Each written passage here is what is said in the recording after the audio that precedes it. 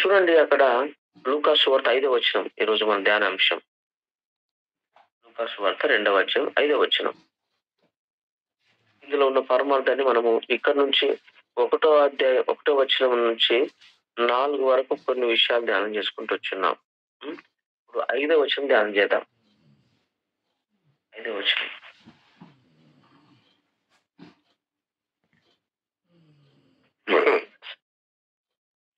యోసేపు దావీదు వంశంలోను గోత్రంలోను పుట్టినవాడు గనుక తనకు భార్య ప్రదానము చేయబడి గర్భవతి అయి ఉండిన మరియతో కూడా ఆ సంఖ్యలో రాయబడుటకు గలిలయలోని నజరేతు నుండి యూదయాలైన బెత్లెహేము అనబడిన దావీదు ఊరికి వెళ్ళెను. వారక్కడ ఉన్నప్పుడు ఈ వచనాన్ని బట్టి కొన్ని విషయాలు అక్కడ ఉన్న పరమార్థాన్ని మనం ధ్యానం చేసుకుందాం. స్తోత్రం పరిశుద్ధుడా గొప్ప దేవ, నీ కొందనాలు. కృపగల దేవ, మహిమగల మా కన్న తండ్రి, మాకు చదవబడిన లేఖన భాగము ఇంతవరకు దాకా ప్రభు నీ ప్రియులు, నీ దాసురాలు ప్రభు చక్కగా ప్రార్థించున్నాను అనేక అంశముల కొరకు. అలాగే నాయన తండ్రి, మరి నీ గ్రంథాన్ని ధ్యానం చేసి ఉన్నారు. మరి నీ వాక్యం నుండి నాతో అందరితో మాట్లాడే దినమంతా మాకు తోడు నీడగా ఉండమని, ఎవరు ఏ ఇబ్బందిగా ఉన్నానో, ఎవరు ఏ సమస్యకు ఉన్నారో ప్రభు మాకు తెలియదు, కానీ నీకు సమస్తము తెలుసు. వారి అక్కలను తీర్చమని, నీకు మహిమ తెచ్చుకోమని యేసు క్రీస్తు నామములో అడుగుచున్నాము తండ్రి. ఆమేన్. ఆమేన్. మంచిది. ఈ 5వ వచనంలో ఈరోజు మనం ధ్యానం చేసే అంశం ఏంటంటే, యోసేపు, ఇక్కడ క్లియర్ రాయబడింది, యోసేపు దావీదు వంశమునకు చెందినవాడు అని రాయబడింది. తర్వాత ఏం రాయబడింది? దావీదు వంశం అంట గోత్రంలో పుట్టినవాడు. దావీదు వంశమే గోత్రం విధంగా యూదా గోత్రం. యూదా అంటే దావీదు యూదుడే, అంటే యూద సంబంధించిన, అట్లా క్లియర్ కొంచెం అర్థం చేసుకోండి. ఇక అందుకు వస్తున్నాడంట. ఎందుకు ఇప్పుడు మీ ఊళ్ళో ప్రజల సంఖ్య రాస్తే నేనెందుకు పోవాలి, నేనెందుకు రావాలి? నా ఊరు కాదు కదా అది. నీ ఊళ్ళో ప్రజా సంఖ్య, నీ ఊళ్ళో చేస్తే నువ్వు పోతావు, నేను పోవు. మళ్ళీ నేను హైదరాబాద్ ఒకే దగ్గర రూమ్ లో రెంట్కున్నాం అనుకో, నువ్వు ఒకేసారి పోవు ఇంటికి. ఎందుకంటే నీ ఊళ్ళో ప్రజారంగ సంఖ్య రాసినప్పుడు నువ్వు పోతావు, నా ఊరు రాసినప్పుడు నేను పోతా. మరి ఇద్దరు కలిసి నీ ఊరికి ఎందుకు పోవు, ఇద్దరు కలిసి నా ఊరికి ఎందుకు రా అంటే నీ ఊరు వేరు, నా ఊరు. మరి యోసేపు ఎందుకు పోయిండు బెత్లెహేముకు అంటే, యోసేపు అదే ఊరు కాబట్టి మరి ఆ ఊరు నుంచి ఇక్కడ ఎందుకు వచ్చిండు అన్నా అని ప్రశ్న మనకు రావాలన్నమాట. దానికి ప్రశ్నార్థకంగా మనం ముందుకెళ్ళాలి. ఎందుకంటే వాక్యం ఏదో చెప్పి ముగిస్తే దీవించబడను కాక అనకొచ్చిన మనం వాక్యంలో పరమార్థాన్ని మనం నేర్చుకుంటున్నాం ఈ యొక్క ఉదయకాల సమయంలో. ఇప్పుడు నజరేతుకి ఎందుకు పోయాడు ఈయన అనేది మనకు పాయింట్ అవుట్ ఇస్తాను. మీరు ఈ ప్రశ్న గుర్తు మనసులో పెట్టుకోండి. ఇప్పుడు ఆయన ఏడికి ఎందుకు వస్తుందంటే, గలిలయలో అనే ఒక రాష్ట్రము, ఆ రాష్ట్రములో ఒక ప్రాంతము నజరేతు. ఆ నజరేతు అనే గ్రామము నుండి, అది కుగ్రామం, చిన్న గ్రామం, చెప్తున్నాను స్టోరీ. ఆ నుంచి ప్రజాశంఖ్య రాయబడవలనని ఒక ఐగుస్తుకు ఒక ప్రకటన చేసిండు. మీ ప్రాంతంలో నుంచి మరి ఎక్కడున్నా మీరు వచ్చి ప్రజాసంఖ్యలో మీ పేరు నమోదు చేసుకుని మీరు తిరిగి మీరు నివాసం చేస్తున్న మీ యొక్క బతుకు తెరువుకు ఎక్కడైతే పోయారో అక్కడ మీరు మరలా వెళ్ళిపోండి, అవసరం ఉన్నప్పుడు మళ్ళీ వస్తురుగా అన్నట్టుగా ఒక ప్రకటన జారీ చేశాడు. ఇది ప్రపంచంలో మొట్టమొదటి ప్రజాసంఖ్య. ఇంతకు ముందు ఏమి జరగల. ప్రపంచంలో మొదటి, అదే రాయబడింది బైబిల్లో, జరిగిన మొదటి ప్రజాసంఖ్య అని ఉన్నది. అక్కడ మొదటి ప్రజాసంఖ్య ప్రపంచంలో జనాభా లెక్కను కౌంటింగ్ చేసింది మొట్టమొదటి యేసు ప్రభు భూమి మీదకి వస్తున్నాడన్న సందర్భంలో జరిగింది. అది మీరు గుర్తుపెట్టు చెప్పిన కదా, అవన్నీ మీకు చెప్పుకుంటూ వచ్చిన. ఇప్పుడు యోసేపు దావీదు వంశంలో గోత్రంలోని పుట్టినవాడు కనుక తనకు భార్యగా ప్రదానము చేయబడి గర్భవతి ఉండిన మరియతో కూడా ఆ సంఖ్యలో రాయబడుటకు గలిలయలో నుండి, నజరేతు నుండి యూదాయోలోని బెత్లెహేము అనబడిన దావీదు ఊరికి వచ్చింది. ఇది ఏ ఊరు? దావీదు ఊరు. ఇది తన తాత ముత్తాత ఎవరంటే బోయాజు. ఆ విషయము మీకు 6వ వచనం చెప్తా నేను. ఈ దావీదు బోయాజు స్టోరీ మీకు ఎక్కడ వస్తుంటే 6 విషయాలు వస్తుంది. ఇది 5వ విషయం చెప్తున్నా. అంటే 5వ లేఖన భాగం చదివాం కదా. 5వ విషయంలో నజరేతు నుంచి బెత్లెహేము ఎందుకు వచ్చిందో మనకు టాపిక్ కావాలి ఇప్పుడు. తర్వాత ఆయన రావడము, పుట్టడం. ఆ పుట్టడం అనేది 6వ వచనం మీకు ధ్యానం చేస్తా. ఇప్పుడు 5వ వచనంలో పరమార్థము 2 రోజులు అవుతుంది, 2 days అవుతుంది స్టోరీ. అది మీరు జాగ్రత్తగా గుర్తుపెట్టుకోవాలి. 2 రోజుల కాల వ్యవధిలో మనం మాట్లాడబోతున్నాం. ఎందుకంటే ఉన్న హాఫ్ అన్ అవర్ లో ఈరోజు హాఫ్ అన్ అవర్, రేపు హాఫ్ అన్ అవర్. ఈ 5వ వచనము ఇవాళ అవుతుంది, రేపు అవుతుంది. 6వ దినమున సోమవారము ఆ పుట్టుక గురించి వెళ్ళిపోతాం అని నేను అనుకుంటున్నా. రైట్. ఇప్పుడు ఆ వచన పరకంగా కొన్ని వచనాలు ధ్యానం చేద్దాం. ఓకేనా? రైట్. ఈ నజరేతు ఏ ప్రాంతము, ఎక్కడుంది, అసలు ఏం జరిగింది, అక్కడ ఎందుకు పోయాడినా, అక్కడ నుంచి మరలా ఎందుకు వస్తుంటే ఒక ప్రవచనము, యేసుప్రభు జనాభా లెక్కదని మనకు తెలుసు. అంటే అక్కడ ఎందుకు పోయాడు, అక్కడ ఏం చేసిండు, అసలు ఆ పరిస్థితి ఎలాంటిది అని ఒక్కసారి నజరేతుకు పోయేద్దాం ఒకసారి మనం. రైట్. రండి. యోహాను సువార్త 1వ అధ్యాయము 45, 46 వచనం. ఇప్పుడు మనం మాట్లాడుకున్న దాని నుంచి నజరేతులో ఉన్నాం. ఇప్పుడు మనం దాన్ని పరిచయం చేయడానికి పోయినాం. ఇప్పుడు మనం నజరేతులో ఒకసారి పరిచయం చేద్దాం. ఒకసారి ఫ్లాట్ ఉందా వాక్యం మీద? మనం ఏ గేర్ వేస్తున్నాము, ఎట్లా పోతున్నాము, ఏ ప్రాంతం కూడా పోతున్నాము అర్థమవుతుందా? మనం పోకడ బెత్లెహేము పోతున్నాము, నజరేతు నుంచి బయలుదేరాము. మనం ఇప్పుడు నజరేతు గుండా బయలుదేరి బెత్లెహేము వరకు రావాలి. ఇప్పుడు అక్కడ మధ్య మధ్యలో ఏం జరుగుతుందో మనం స్వీట్ మెమరీస్ గా జ్ఞాపకం చేసుకుంటూ రావాలి ఇప్పుడు. రైట్. చదవండి. యోహాను 1:45, 46. ఫిలిప్పు మీకు ఎవరికైనా చదవడానికి డబుల్ స్పీకర్ ఇబ్బంది అయితే నేను చదువుకుంటాను.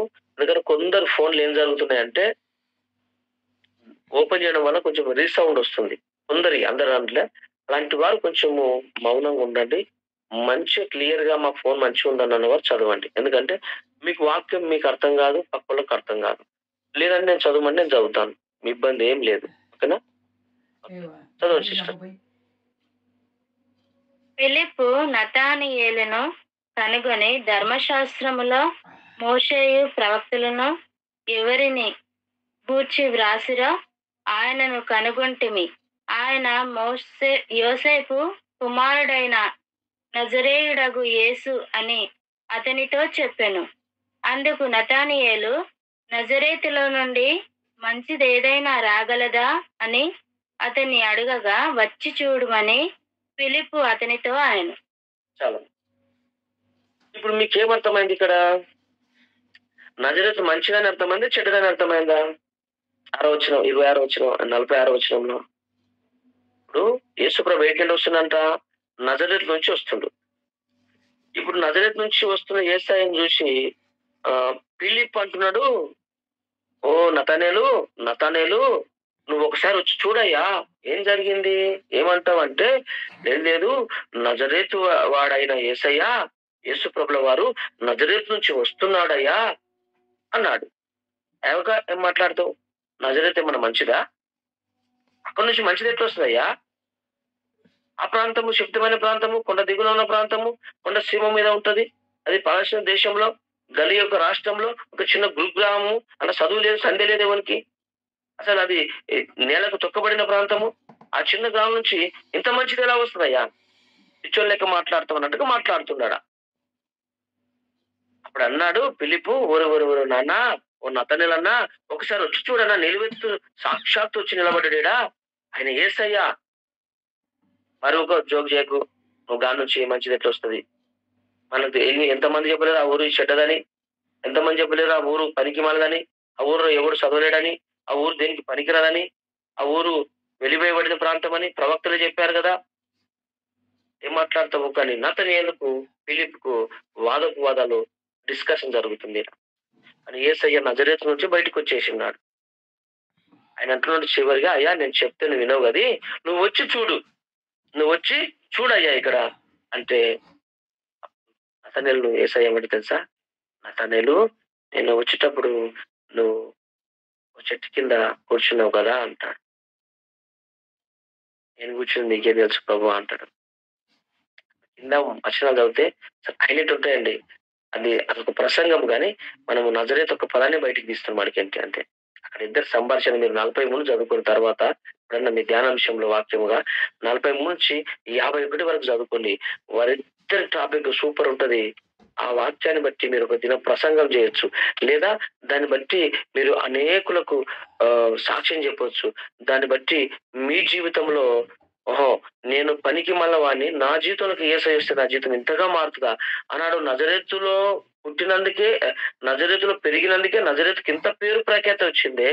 మరి ఆ నజరేతు వాడైన యేసయ్య నా హృదయంలోకి వస్తే నేనెంత దీవించబడతా, ఎంత ఆశీర్వదింపబడతా అని ఒక సాక్ష్యము, నీలో ఒక స్పందన, నీ ఆత్మకు ఒక నెమ్మది, శాంతి, సమాధానం దొరికే అవకాశం ఉందండి ఈ లేఖనాలు మీరు చదువుకుంటే. ఎందుకంటే ఇప్పుడు నాకు ఏమీ అవకాశం లేదు. అందులోకి పోవాలి అనున్న ప్రతి అంశాన్ని వివరించాలని ఆశ ఉన్నప్పటికీ నేను ఏమీ చేయలేని పరిస్థితి. కాబట్టి ఇక్కడ అద్భుతమైన లేఖనాలుంటాయి. "నువ్వు అంజూరపు చెట్టు కింద కూర్చోలేవా నతనేలు" అంటాడు. "అయ్యా నువ్వు నన్నెలా చూసావయ్యా" అంటే అంత అద్భుతమైన దేవుడండి. ఈరోజు నీ హృదయంలో దాగున్న పాపాన్నే గాని, నీ హృదయంలో దాగిన మంచితనాన్నే గాని, నీ హృదయంలో దాగిన చెడు కార్యాన్నే గాని ఆయన చూస్తున్న దేవుడు. నీకు నాకు నీ భార్యలో ఏముందో, నా మనసులో ఏముందో నా భార్యకు తెలవదు. నా భార్య మనసులో ఏముందో నాకు తెలవదు. నీ కొడుకుల మనసులో ఏముందో నీకు తెలవది. నీ కడుపులో ఏముందో నీ కొడుకులకు తెలవదు. నీ బంధువుల కడుపులో ఎవ్వరి హృదయంలో ఏమున్నో తెలవదు గాని దేవుడు అంటున్నాడు, "నతనేలు నువ్వు అంజూరపు చెట్టు కింద కూర్చున్నావు కదయ్యా" అంటాడు. "హే! నువ్వెలా చూసావు యేసయ్య" అంటే ఆయనే దేవుడండి. దేవుడు నువ్వు ఏడ కూర్చున్నా చూస్తాడు. ఎంత మీదున్నా చూస్తాడు. ఎంత కిందున్నా చూస్తాడు. ఈరోజు నీ స్థితిని చూస్తున్న దేవుడు. అందుకే నిన్ను స్తుతించగానే ప్రభువా నా స్థితి మార్చిన పాటుంటదనమాట. అసలు ఆహ్, పాట పాడుతుంటే కూడా కొన్ని రక్షణ కార్యం జరుగుతాయండి. కొందరు నేను అందరిని తప్పు అర్థం కాదండి. కొందరికి స్వరం ఉంటది. కొందరికి ఉండకపోవచ్చు. కొందరికి ఆశ ఉంటది. కాదండి అందరికీ ఒకే దర్శనం ఉండాలని తప్పేం గాదు. ఒకరు పాటల్లో తేజేస్తుంటారు. ఒకరు వాక్యంలో ఉంటారు. ఒకరు డోలకులో ఉంటారు. ఒకరు పరిచర్యలో ఉంటారు. ఒకరు ఎంటకి సపోర్ట్ చేసుట్లో ఉంటారు. ఒకరు ఇచ్చుట్లో ఉంటారు. ఒకరు గ్యాదరింగ్‌లో ఉంటారు. అంటే ఒక్కొక్కరికి ఒక దర్శనం ఇస్తాడండి దేవుడు.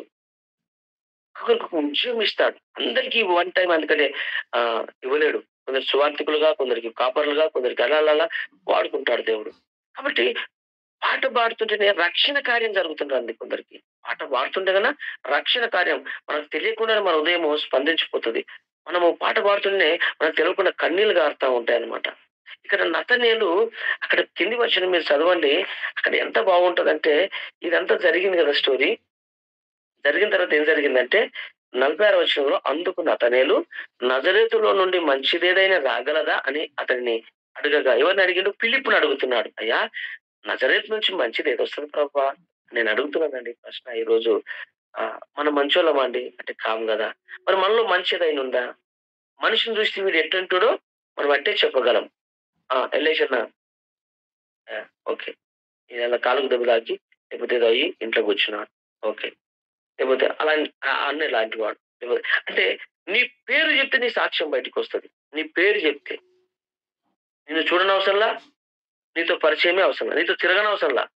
నీ పేరు చెప్తే నీ సాక్ష్యం బయటకొచ్చేస్తది ఆటోమేటిక్‌గా. అయితే నతనయేలు తెలవక మాట్లాడుతున్నాడు. "అయ్యా ఫిలిప్పన్నా ఆహ్, నజరేత్ అన్నది ఆ ప్రాంతం గురించి నీకు తెలుసు కదన్నా! ఆ ప్రాంతం ఎలాంటిదో?" "అవు తెలుసు. ఆ ప్రాంతం ఎలాంటిదన్నా?" అని ఆలోచన చేస్తే అది శపితమైన పట్టణమన్నా. అది నిష్ప్రయోజనం పట్టణమన్నా. ఆ గ్రామంలో చీకటి అన్నా. అసలు వెలుగు కలిగిన వాడు ఎవడు లేడు ఆ ప్రాంతంలో. అది తృణీకరింపబడిన ప్రవక్తలు ఒక దినమున నీవెప్పటికిని బాగుపడవు అని ఆ పట్టణాన్ని శపించారు కదన్నా! మరి ఆ పట్టణం నుంచి మంచిది రాగలదంటావు?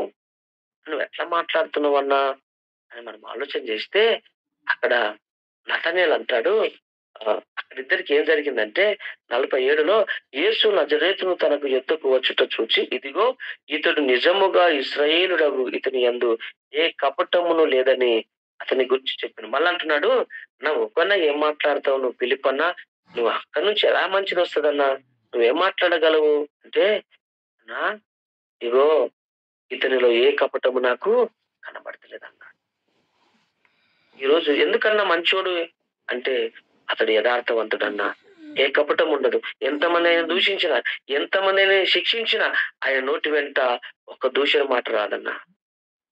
ఆయన ఏది జరిగినా ప్రతి వారిని అదుపులో పెట్టుకొని దాపెట్టే మంచి మనిషన్నా. అంటే గుర్తుపెట్టుకోండి. ఈ ఈ యొక్క గ్రంథంలో యేసుప్రభు పుట్టుకలో ఒక వాక్యం నీతో మాట్లాడాలి వాస్తవానికి. నువ్వు ఎవరికన్నా ఏమన్నా చెప్పాలనుకున్నప్పుడు నువ్వు నీతిమంతుడు అయితే ఏ ఒక్కరికి ఆ రహస్యాలు నువ్వు చెప్పవండి. ఎందుకంటే యోసేపు గురించి మనం చదువుకున్నాం కదా! మరియ గర్భవతి అయినప్పుడు ఆయన నీతిమంతుడు గనక రహస్యముగా మనం ఉడనాడ ఉద్దేశించడు గాని ఎవరికి పబ్లిసిటీ చేసుకోడండి. ఈరోజు నా గురించి ఎవరైనా చెడుగా మాట్లాడితే నువ్వు వెళ్లి వారితో తగాదాలు పెట్టుకోవడం గాని, నువ్వు వెళ్లి నీవేదో మంచోడిగా నువ్వు ప్రకటించుకోవడం అవసరం లేదండి. మంచి అనేది ఏదో ఒక దినమున మరలా నీ దగ్గరికి వస్తది. మరలా నీ మంచితనం ఏదో, నీ చెడుతనం ఏందో నీ సాక్ష్యం నిన్ను నిలబెడతది. ఈరోజు నీ గురించి ఎవడో నువ్వు మంచోడు కావని, లేకపోతే నువ్వు మంచిదానివి కాదని, లేకపోతే నువ్వు ఒక అలా ఇలా అని నీ గురించి ఎన్నో ప్రకటనలు చేసినా, ఎన్నో అబద్ధాలు నీ మీద చెప్పినా, ఎన్ని సూటిపోటి మాటలు నిందలు మోసినా నువ్వేం భయపడకు. ఒక ఒక దినమంటూ నీకొస్తది మరలా. ఎందుకంటే పాపం ముందే పరుగులు తీసిన, చెడు ముందుగా ఆకరించిన నిజము నిప్పులాగా నిదానంగా అన్నిటిని దహించు అగ్ని వలె నిదానంగా వస్తుంటదండి. అని ఆ దినమున ఆ రోజే తెలిసిన యోసేపు గారు మరియమ్మ ఇంటికి పోయి నానా గందరగోళం చేసి గత్తర లేపి ఇష్టంగా గొడవ పెట్టుకొని చేసినుంటే ఈరోజు యోసేపుని గనుక దేవుడు క్షమించకుండానేమో. కానీ రహస్యంగా విడనాడ ఉద్దేశించి తన మనసులో ధ్యానం చేసుకుంటున్నాడు, ఆలోచించుకుంటుండగా గబరీదూత వచ్చి సమాధానంగా మాట్లాడినట్టు మనం చూస్తాం. ఈరోజు నా జీవితంలో ఎన్నో ఒడిదుడుకులు, ఎన్నో పోరాటాలు, ఎన్నో ఆరాటాలు, ఎవరితోనో గొడవడాలని ఎవరో మన గురించి చెడుగా ప్రచారం చేస్తూనే ఉంటారు. మన వెనకే ఉంటారు, మన గురించి చెడుగా ప్రచారం చేస్తారు. మన ఉప్పే తింటారు, మన కారమే తింటారు. మన గురించి మనం ఉన్నప్పుడేమో మంచోడు అంటాడు. అదో కనుక వాడు పెద్ద వేస్ట్ గాడు అంటారు. మనతో తిరుగుతారు. మనతోనే ఉంటూ ఇంకోరిని సావాసం చేస్తుంటారు. మళ్ళా వీడు దొంగ అనడు, దోస్తీ చేయడు. ఇలాంటి వారు రహస్యము ఎప్పుడు రంకు బయటపడతంటే ఒక టైం వస్తదండి. ఆ టైం వచ్చినప్పుడు గురుగులేవో, గోధుమలేవో, గింజలేవో, తాలేదో, పొట్టేదో అవకాశం రానే వస్తది. ఇప్పుడు నజరేతు శపితమైన ప్రాంతమే. దేనికి పనికిరాని ప్రాంతం గాని ఒక టైం వస్తుందండి. అక్కడి నుంచి మంచివాడు దేవుడు ప్రపంచాన్ని పరిపాలించే రారాజు రాబోతున్నాడు. అందుకే ఆ ఫిలిప్ అంటున్నాడు, అయ్యా అతనిలో ఏ కపటం లేదయ్యా. ఒక్కసారి నువ్వు వచ్చి చూడు అంటే నతనేలు దిగ దిగ దిగ దిగ దిగ ఉరికొచ్చిండండి. చూడండి ఆ మాట చూడండి అక్కడ ఏమని రాయబడిందో. 47 యేసు నతనేలును తన యొద్దకు వచ్చుట చూచి చూడండి ఏమన్నట యేసు నతానేలు ఎక్కడికి వస్తుందంటే ఇప్పుడు నతానేలు ఎవరి దగ్గరికి వస్తుందంట? మంచివాని దగ్గరికి ఎవడైనా రాక తప్పదండి. మంచిగా నువ్వు నీతిగా నిలబడు. ఏదో ఒక టైం ఈ రోజు నేను వెలివేసిన వారే, నేను విడిచిపోయిన వారే, నీ గురించి చెడుగా ప్రచారం చేసిన వారే ఒక టైములో మంచి దగ్గరికి ఎవడైనా రాక తప్పదు. ఆ నతనేలు ఒక సందర్భం ఏమన్నాడు? అక్కడి నుంచి ఏమి రాగలది, ఇక్కడి నుంచి ఏమి రాగలది, ఏం మాట్లాడుతావు ఫిలిప్ అన్నట్టుగా మాట్లాడితే ఒక టైం వచ్చింది. ఇప్పుడు యేసు చూస్తుండగా నతనేలు దిగ దిగ దిగ దిగ ఇడుకురికొస్తుండు, నువ్వు వచ్చి చూడు అన్నాడు కదా. అతను ఏ కపటం లేదన్నాడు కదా. ఒకసారి నువ్వు సాక్షాత్తు వచ్చి చూడన్నా అంటే ఆ నతనేలు వస్తుండగా మరి ఏం జరిగిందో ఒకసారి 46 చదివి 47 చదివితే మీకు క్లారిటీ వస్తుంది. ఒకసారి చూడండి. అందుకు నతనేలు నజరేతులో నుండి మంచిదేదైనా రాగలదా అని అతన్ని అడగగా వచ్చి చూడు మన వచ్చి చూడమని ఫిలిప్పు అతనితో అనెను. ఇప్పుడు యేసు నతానేలు తన యొద్దకు వచ్చుట చూచి ఇదిగో ఇతడు నిజముగా ఇశ్రాయేలుడు, ఇతని యందు ఏ కపటము లేదని అతని గురించి చెప్పాను. ఎవరి గురించి? ఈ జాగ్రత్తలు పెట్టు. యేసు పరిశుద్ధుడు ఎవరు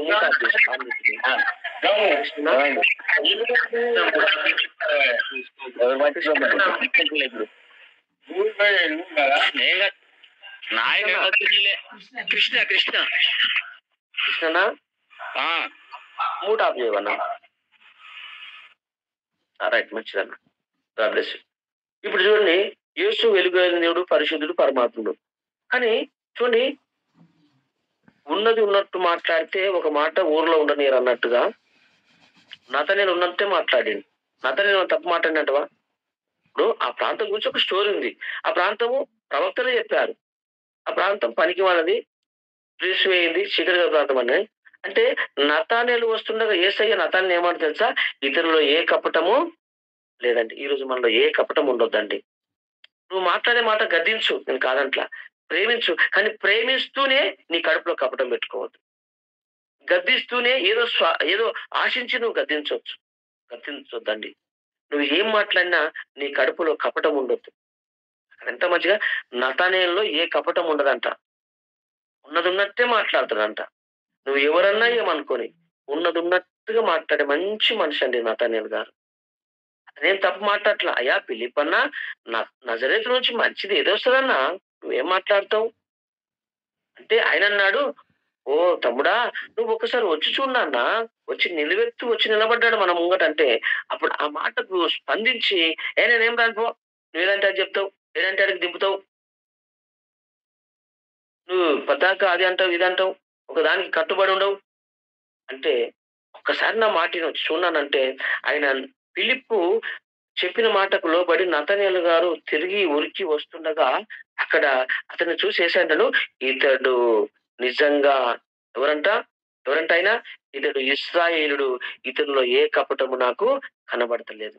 అంటే దేవునికే నతనేలు ఏ కపటం కనబడతలేదు అంటే ఎంత మంచోడండి నతనేలు, ఒకసారి ఆలోచన చేయండి. ఈ రోజు నా హృదయంలోకి యేసుప్రభు ఇట్లా తొంగి చూస్తే ఏం కనబడుతుంది? మంచి కనబడుతుంటవా? ఏ కపటం లేకుండా మనం ఉన్నామంటవా? కపటముతో నిండిన హృదయ కేంద్రం అంటది. కపటముతో నిండిన హృదయ కేంద్రము దానిని గ్రహించువాడు ఎవని సాధ్యం అంటే సాధ్యం లేదండి. ఈ ప్రపంచంలో నేను చెప్పిన కదా, తప్పవచ్చు. నీ భార్య మనసులో ఏముందో నాకు తెలియదు, నా మనసులో ఏముందో నా భార్యకు తెలియదు, నీ పిల్ల మనసులో ఏముందో ఈ ప్రపంచంలో యొక్క స్కానర్ సీసీ స్కానర్ అని ఒక ఎంఆర్ఐ అని ఉంటుంది కదా, మనము 7,000 8,000 పెడితే అది ఏం చేస్తండి? స్కానింగ్ చేస్తే నీ గుండె ఎక్కడ ఉంది, నీకు ఎముకలు ఎన్ని ఉన్నాయి, నీకు నరాలు, నీ సంథింగ్, నీ రోగాన్ని బయటపడుతుంది. కానీ నీ హృదయంలో ఏం దాగుందో చెప్పగలదా? అది నేను 9,000 ఫీజు కట్టినావు, చెప్పలేదు అది.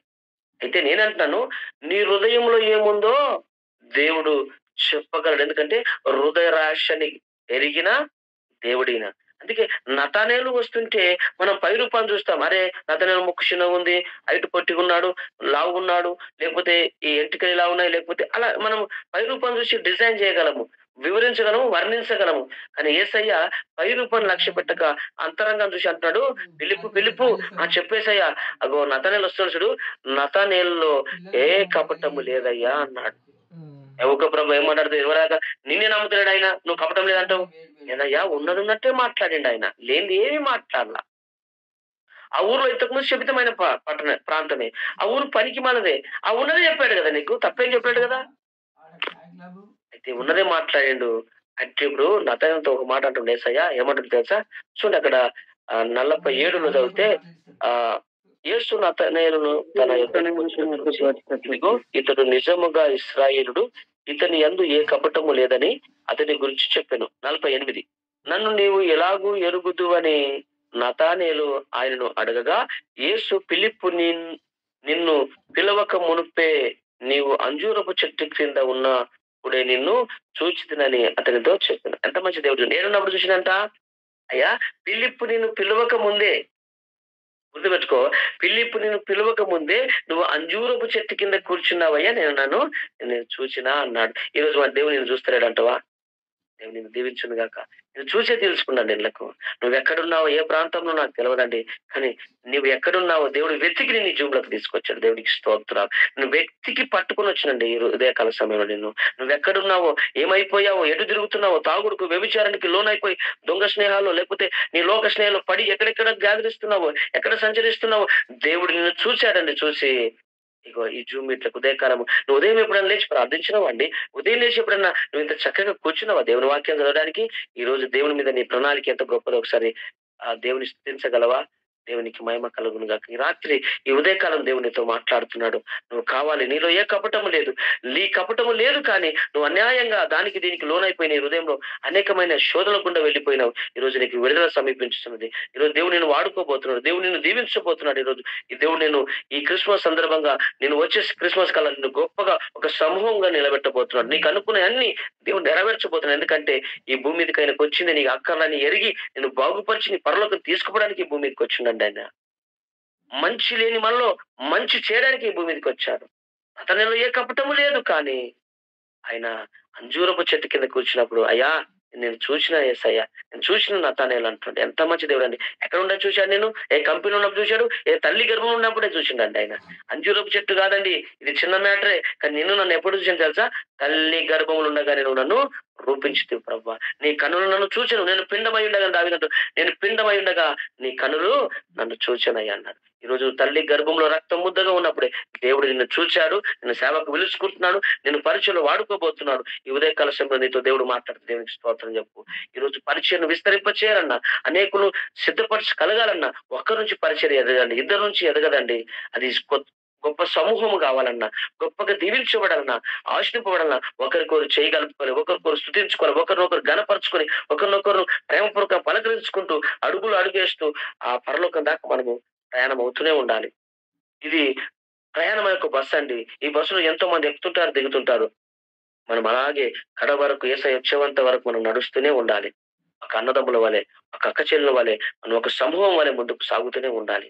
అలాంటి గొప్ప దేవుని మనం ఆరాధిస్తున్నామండి. అందుకే ఆ చిన్న మాట చదివి ప్లాన్ చేయమంటారా? చెప్పాను కదా! నేను ఇంక దాన్ని నజరేతు స్టోరీకే పోలేనింక. ఆ మంచిగానే ఉన్నాను. ఆ మాట ఒకసారి చూడండి ఏమని రాయబడిందో. 49 అనుకుంటా కదా! హ్మ్. 40 ఇప్పుడు మరి ఈ మాటకి ఫిలిప్ ఏమంటున్నాడో చూద్దామా? నజరేతు వాడైన యేసయ్య వచ్చి ఫిలిప్‌తో అంటున్నాడు 48లో, నీవు నన్ను క్షమించాలి 48. నన్ను నీవు ఎలాగూ ఎరుగుదువు అని నతనేలు ఆయనను అడగగా, యేసు ఫిలిప్పు నిన్ను పిలవక మునుపే నీవు అంజూరపు చెట్టు క్రింద ఉన్నప్పుడే నిన్ను నేను చూచితినని అతనితో చెప్పాను. 49 నతనేలు అంటున్నాను. నతనేలు, బోధకుడా నీవు దేవుని కుమారుడవు. అబ్బా! ఇంతకు ముందు నువ్వు మంచోడు, మంచిదే వస్తున్నాను అన్నాడు. ఒక్క మాటలో తన హృదయం ఎట్లా మారిపోయింది చూడండి. అసలు ఒక్కసారి యేసయ్య నీతో నాతో మాట్లాడితే ఈరోజు మనం ఇలా ఉండమండి. ఈరోజు నీతో నాతో యేసయ్య మాట్లాడడానికి మన బ్రతుకులు ఇలా ఉన్నాయి. ఆయన గనక మాట్లాడితే మన బ్రతుకులు ఇలా ఉండనే ఉండవండి. ఏ ఏ ఒక్కడో మాట్లాడని మనం ఎంతగా ఆశగడతాం.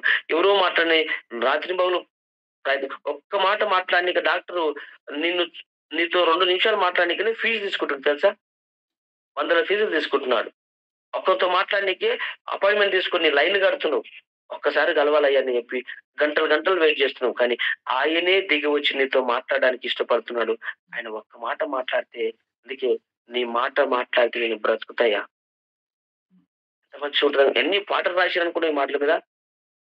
మాట్లాడవా యేసయ్యా నాతో మాట్లాడవా యేసయ్యా అని.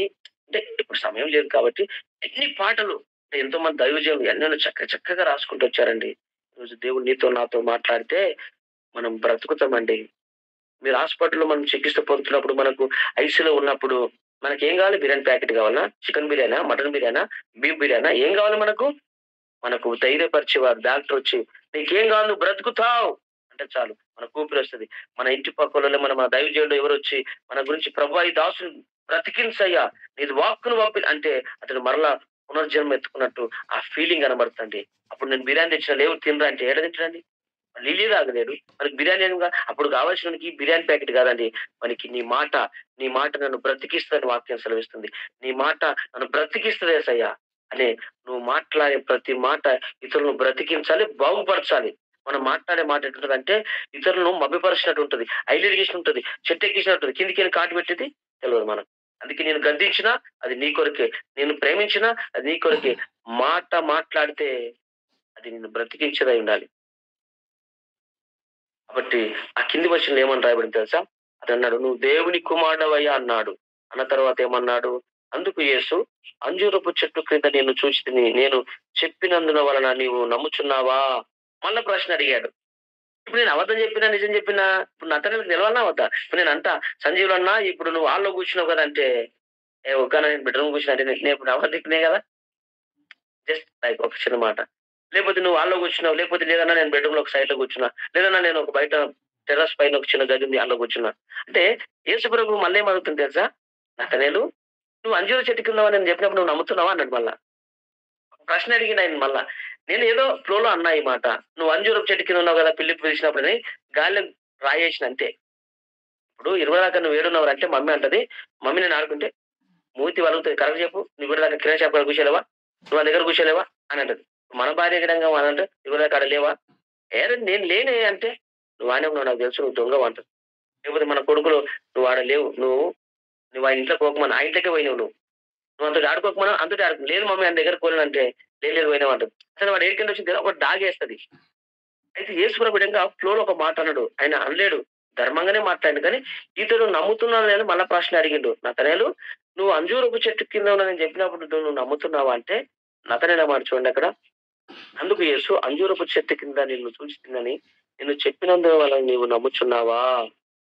వీటికంటే గొప్ప కార్యము చూతువని అతనితో చెప్పెను. మరియు ఆయన మీరు ఆకాశము తెరవబడుటయు దేవుని దూతలు మనిషి కుమారుని పైగా ఎక్కుటయు దిగుటయు చూతులని మీతో నిశ్చయముగా చెప్పుచున్నాను అన్నాడు. దీనికి అర్థం ఏం తెలుసా? దీని మీనింగ్ ఏం తెలుసా? దీని రిఫరెన్స్ చెప్తా, రాసుకోండి. ఇక నేను ఇక్కడ నజరేత్ వరకు రాలేను, అక్కడ సంభాషణ నేను తీసుకున్నాను, సమయం అయిపోయింది. ఇక్కడ ఏమన్నాడు 51 అంటే, మరియు ఆయన మీరు ఆకాశము తెరబట్టయు దేవుని దూతలు మనిషి కుమారుని పైగా ఎక్కుటయు దిగుటయు చూతురని మీతో నిశ్చయముగా చెప్పుచున్నాను అన్నాడు. ఈ పదం ఎక్కడుంటుంది తెలుసా? ఇప్పుడు ఆకాశము నుంచి ఒక నిచ్చెన వస్తుంది, దర్శనం, యాకోబుకు దర్శనం వస్తుంది.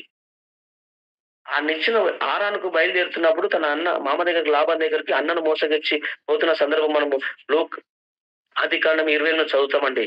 అక్కడ ఏముంటది ఒకసారి ఈ వచ్చిన మరొకసారి మీరు మీ మనసులో చదువుకోండి. ఒకసారి నేను చెప్తా, ఆడికి వచ్చినప్పుడు ఇది అర్థం కాదు మీకు. ఒకసారి 51 వచ్చి మనసులో చదువుకోండి, ఒకసారి తేటగా చదువుకోండి, ఒకసారి మీ అంతలో మీరు మీ మనసులో చదువుకోండి, ఒకసారి చదువుకున్నాను. అయిపోయింది, ముగిస్తాను ఇక.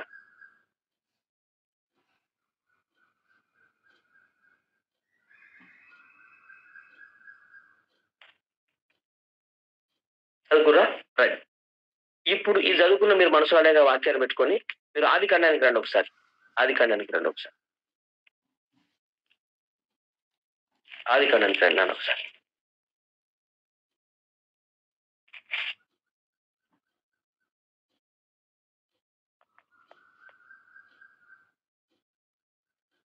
రైట్.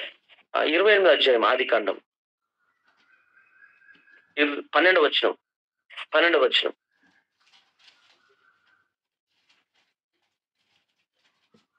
అప్పుడు అతడు కలకనెను, అందులో ఒక నిచ్చెన భూమి మీద నిలవబడి ఉండెను. దాని కొన ఆకాశమున కంటెను, దాని మీద దేవుని దూతలు ఎక్కుచూ దిగుచూ ఉండిరి. మరియు యెహోవా దాని పైగా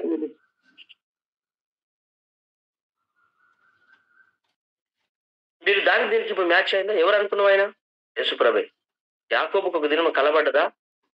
అయ్యా, ఆయన ఆరానికి బయలుదేరుతుండగా ఆకాశం నుంచి ఒక నిచ్చెన భూమికి వచ్చింది. ఆ నిచ్చెన మీద దూతలు ఎక్కుతున్నాయి, దిగుతున్నాయి. ఆ నిచ్చెన ఎవరు అనుకున్నావు? యేసుప్రభే. ఆ దూతలు ఎవరు కాదు, ఆ నిచ్చెన మార్గం ఉన్న నువ్వు నేను పరలోకము వెళ్తున్నాము. ఎందుకంటే నిచ్చెన అంటే ఆ దేవునికి నరులకు నువ్వు మధ్య వెళ్తే ఎవరు? దేవుడే. ఈ నిచ్చెన ఎవరో కాదండి, తండ్రి. అందుకే నేనే మార్గము, నేనే సత్యము, నేనే జీవము, నా ద్వారా తప్ప ఎవడు తండ్రి యొద్దకు రానంటే. ఆకాశంలో దేవుడు ఉంటాడు, అంటే పరలోకంలో ఉంటాడు. భూమి మీద మనం ఉన్నాం కాబట్టి మనం ఎలా ఎక్కుతాం? రూట్ ఏది? రూట్ మ్యాప్ ఏం లేదే. అందుకే ఒక నిచ్చెన వేశాడు దేవుడు. ఆ నిచ్చెన ఎవరో కాదు, ఆయన మీద గుండా మనం బయలుదేరిపోవాలి. నా మీద గుండా మీరు వెళ్ళాలి. ఎందుకంటే నేను ఇటు దేవుణ్ణి, ఇటు మానవుని. అందుకే దేవుడనైనా నేను దేవుని చేతి పట్టుకున్నాను, మనిషినైనా నేను మనిషిని చేతి పట్టుకున్నాను భూమి మీదకి. ఇటు నీకును దేవునికి సమానంగా ఉన్నాను నేను. అందుకే ఇప్పుడు ఈ చేతి పట్టుకున్న నేను ఆ పరలోకంలో నా తండ్రి చేతి పట్టుకున్నా. మీరు ఏం చేయాలంటే నా మీదకి నిచ్చెన మీదకి ఎక్కి వంతెన దాటి చేతికి పోవాలి. ఇప్పుడు మీరు పరలోకం వెళ్ళిపోవాలా, మీరు నా మీదకి వెళ్ళిపోవాలి. అందుకే నేనే మార్గము, నేనే సత్యము, నేనే జీవం అన్నాడు. మీరు ఈ అగాధంలో పడిపోతే మీరు పాపం అనగా ఈ మనిషిలో పాపం ఉండదు కాబట్టి మనిషిని నేను జయించను గాని పాపాన్ని జయిస్తాను. మనిషిని నా సొంతం చేసుకొని పరలోకంలో నిలబెడతాను. అందుకే మీరు నా మీదకి ఎన్నుకుండా చక్కగా వెళ్ళిపోవాలా, పరలోకము వెళ్ళిపోవాలని దేవుడు ఇక్కడ మాట్లాడుకుంటూ వస్తున్నాడు. దయచేసి ఈ మాటలు మీరు గుర్తుపెట్టుకోండి. నజరేతు అనే ఈ యొక్క గ్రామము, నజరేత్ అనేది పెద్ద అనే పదము ఎబ్రి పదంలో నుంచి వచ్చిందండి. ఈ పదము నజరేత్ అనేది ఎబ్రి పదం నుంచి వచ్చినది. నజరేత్ అనే పేరుకు అర్థము చిగురు అని అర్థం. దీని పేరు ఇది చిగురు. 2 అర్థాలు ఉంటాయి దీనికి. ఒకటి చిగురు అని, ఇంకోటి ఏమో కొండ మీద కట్టబడిన పట్టణం అని. దీనికి 2 మీనింగ్స్ వస్తాయి. నజరేతు అంటే కొండ మీద కట్టబడిన పట్టణం అని, లేదా చిగురు అని అర్థం. అందుకే యెషయా గ్రంథం 11:1 మీరు చూస్తే యెషయా మొద్దు నుంచి చిగురు ఇంచును. అక్కడ అదొక ప్రవచనం అండి. అంటే నజరేతు అనేది ఒక మొద్దు, ఒక చిగురు కాబట్టి ఆ మొద్దులో నుంచి ఒక చిగురు వచ్చేసింది అని మనం ధ్యానం చేసుకోవాలన్నమాట. యెషయా గ్రంథం 11:1 ఉంటదా ఆ మాట మీరు చూసుకోండి. నజరేతు ఎక్కడ ఉంటదా అని మనం ఆలోచన చేస్తే పాలస్తీనా దేశంలో గలిలయ రాష్ట్రములో ఒక చిన్న కుగ్రామం అండి నజరేతు. రాష్ట్రమేమో మనదేమో తెలంగాణ. మనది రాష్ట్రం అంటారు కదా తెలంగాణని. మనము సరే క్షమించాలి. దేశమేమో మన భారతదేశం. రాష్ట్రము మన తెలంగాణ రాష్ట్రము. గ్రామము మీ ఊరి పేరు ఏ పేరు. అక్కడ పాలస్తీనా దేశమేమో దేశము. గలిలయనేమో ఒక రాష్ట్రము. గ్రామమేమో నజరేతు. గుర్తుపెట్టుకోండి అది. ఈ నజరేతుకి సంబంధించింది. అయితే నాగరికత తెలియని నిష్ప్రయోజనమైన పట్టణం ఇది. దేనికి పనికిరాని ప్రజలు, చీకటి గల పట్టణము, చదువు లేదు, సంధ్య లేదు, ఏలుముద్ర గాలండి. ఇక్కడ ఎవడు బాగుపడలేడు. ఇక్కడ అంత కుగ్రామంగా ప్రవక్తలే చెప్పారు దీన్ని. నజరేతు ప్రవక్తలు, రాజులు దీన్ని కాబూలు ప్రాంతముగా పిలుస్తారు. అంటే పనికిరాని ప్రాంతంగా పిలుస్తారు దీన్ని. నిష్ప్రయోజన ప్రాంతం అని పిలుస్తారు. తునీకరింపబడిన, అవమానపరచబడిన ప్రాంతముగా దీన్ని పిలుస్తారు. నజరేతు ఎందుకు అవసరానికి అవసరింపబడనిది, తునీకరింపబడనిది, అసలు ఇది జనాభా లెక్కలలో ఉండి వేస్ట్ ఇది. నజరేతుకు గలిలయకు 14 కిలోమీటర్లు అంటే గుర్తుపెట్టుకోండి. నజరేతుకు గలిలయకు. అందుకే యేసుప్రభు పరిచయం ఎక్కడ చేసిండు? గలిలయ ప్రాంతాల కూడానే చేశాడు. నజరేతుకు గలిలయ అంటే రాష్ట్రానికి, గ్రామానికి ఎంత దగ్గర అంటే 14 కిలోమీటర్లు ఉంటది. దూరంలో ఈ ప్రాంతము నివాసం ఉంటుంది. ఈ ప్రాంత ప్రజలు ఈ ఇరుగు పొరుగు వారికి పోయి బ్రతకరండి. ఏ సావైనా బ్రతకైనా తన ప్రాంతాలనే బ్రతుకుతారు. ఎందుకంటే బయటికి వెళ్తే క్లిక్ అవుతారు, బయటికి వెళ్తే చదువు వస్తారు, బయటికి వెళ్తే బాగుపడతారు. కానీ వీళ్ళు బయటికి ఎక్కడికి వెళ్ళరు. ఎందుకంటే వీళ్ళకి ఏమీ రాదు. బయటికి వెళ్ళినా ఎట్లా బ్రతుకుతావురా నాయన, ఒక బస్సు బోర్డు తెలియదు, ఏం తెలియదు అంటగా వీళ్ళు ఎట్లు పోరు. వీళ్ళు వాళ్ళ ఊర్లోనే స్థిరంగా ఉంటారు, అదే బతుకుతారు, అదే జీవితం వీళ్ళది. కాబట్టి అనాగరికత తెలియని ప్రాంతం అంటారు దీన్ని. ఈ నజరేతుకు గొప్ప చెప్పుకోదగిన చరిత్ర ఏమీ లేదు దీనికి. ఈ రోజు నీ గురించి నా గురించి చరిత్ర ఏమీ లేదండి. ఈ రోజు నీ గురించి నా గురించి మంచి ఏమీ లేదండి. నువ్వు నేను పనికిరాలను మనమండి, పనికి మళ్ళీ వెదవలమండి మనం అందరము. అని ఒక దినము వస్తుందండి, పనికొచ్చుడు మనలో వస్తే మనం పనికొచ్చే పాత్రగా మార్చబడతాం. దేవునికి మహిమ కలుగును గాక. ముగిస్తున్నాను, ప్రాణం చేస్తున్నాను. తలకొంచండి, ప్రాణం చేసుకున్నాను. ఎందుకంటే చాలా ఇంకా విషయాలు ఉన్నాయి. ఇవి అవకాశాన్ని బట్టి ముందుకు చెప్పుకున్నాను. ఎందుకంటే ఎవరిని ఇబ్బంది పెట్టొద్దు, ఎవరిని బాధ పెట్టొద్దు. ఎవరెవరు పనులు ఉంటాయి, వంట పని ఆ పనులు ఉంటాయి. దయచేసి ఈ మాటలు మీ హృదయంలో జాగ్రత్త గుర్తుపెట్టుకోండి. మీకు అర్థమవుతుందా వ్యర్థమవుతుందా ఒకసారి నాకు చెప్పగలరా? మీకు స్పష్టంగా అర్థమయ్యి తెలియని విషయాలు తెలుసు, ఒకవేళ తెలిసిన విషయాలు అని సార్ దేవునికి స్తోత్రం. ఎందుకంటే ఎన్నో విషయాలు మీరు వినే ఉంటారు, గ్రహించి ఉంటారు, చదివే ఉంటారు. కానీ మరొకసారి మనం నెమరు వేసుకుంటాం తప్ప ఏదో మనకు తెలుసు అని మనం ఇక్కడ కాదు. మరి మీకు ఎలా అనిపిస్తుందో నాకు చెప్తే దాన్ని బట్టి నేను ఇంకొక ప్రశ్నించడానికి అవకాశం ఉంటుంది. కొందరు ఎంత పెట్టి తింటారు కానీ దాన్ని ఏం చెప్పారు, వాళ్ళ కడుపే చదువుకుంటుంటారు. కొందరు ఎంత మంచి వాక్యాలు చెప్తే తింటారు కానీ లైట్ తీసుకుంటారు. కొందరు విన్నవాన్ని దానికి ప్రభుని శుద్ధించడం అలా జరగాలి, లేకపోతే ఇంకా దాని కొరకు ప్రయాసనన్నా పడాలా, ఏదో ఒకటి జరగాల. ఎన్ని వెట్టిన తిన్నా బర్రె తింటది. అట్లా బర్రె తిని దాని పొద్దున్నకి పాలనిస్తుంది ఎంత తౌడు వెట్టిన తిన్నా.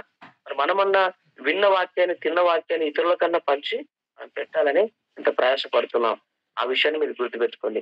అందరు తల వంచండి. చిన్న మాట. పరిశుద్ధుడా, ప్రేమ కలిగిన మా కన్న తండ్రి, నీకు వందనాలు, స్తుతులు, స్తోత్రము తండ్రి. మహోన్నతుడు, మహాగణుడు, పరిశుద్ధుడు, నీకు వందనాలు, స్తుతులు, స్తోత్రములు.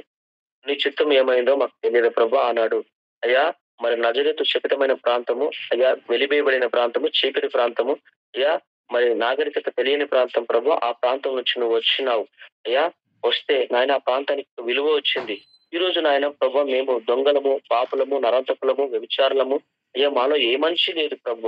నువ్వు మంచివాడు మా హృదయంలోకి వస్తే ప్రభు నువ్వు మంచిగా మార్చబడతాం తండ్రి. అందుకు నాయన నువ్వు వస్తుండగా పిలుపు చూసి నతనేలు ఒకసారి వచ్చి చూడు అంటే ఆ ఫిలిప్ నతనేలు అంటున్నాడు, నజరేతు నుంచి మంచిది ఏదైనా రాగలదా అంటే, లేదయ్యా నువ్వు వచ్చి చూడు అన్నాడు. అక్కడ ఆ విషయం నువ్వు నేర్చుకున్నాం ప్రభా.